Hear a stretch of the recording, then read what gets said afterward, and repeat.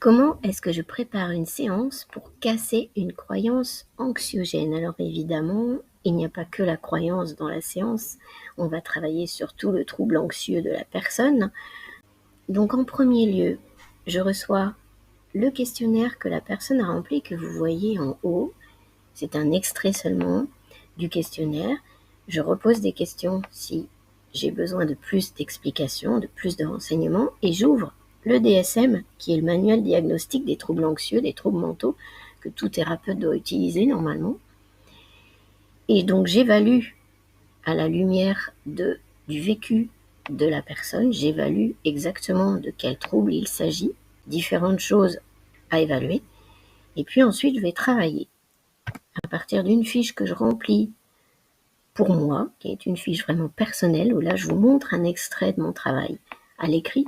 Donc tout ce travail qui est nécessaire avant de faire une séance, donc nécessairement devant la personne en cabinet, on ne peut faire ce travail puisqu'on n'est pas en train d'analyser, on est en train de parler avec la personne. Là, moi, j'ai reçu toutes les réponses et je fais cette analyse avant d'enregistrer quoi que ce soit. Et donc, je note, et vous voyez en haut, écrit RC, en haut de la fiche, ça s'appelle RC parce que c'est restructuration cognitive. Et c'est cette étape-là qui va être utilisée pour travailler justement sur la cognition, c'est-à-dire toutes les croyances de la personne qui l'empêchent d'être sereine, qui l'empêchent de voir les choses différemment, etc., etc. Donc c'est la partie restructuration cognitive. Et ensuite, en fin de séance, parce que c'est toujours en fin de séance, donc il y a bien d'autres choses qui se passent, mais en fin de séance, on va utiliser aussi ce qu'on appelle les autoréférences. Sur ma fiche, c'est indiqué en bas AAA, parce qu'il y en a 3. Donc là, vous n'avez pas la fiche complète, évidemment.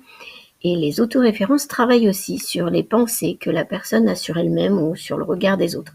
Et ça aussi, c'est très important à faire toujours en fin de séance, avant le réveil complet de la personne. Alors, je dis réveil, même si une séance, on n'est pas endormi, on est dans un état de relaxation profonde qui fait qu'on est proche du sommeil. Donc avant de se réveiller à nouveau complètement, il y a toujours une étape de AAA aussi très importante pour travailler sur les croyances.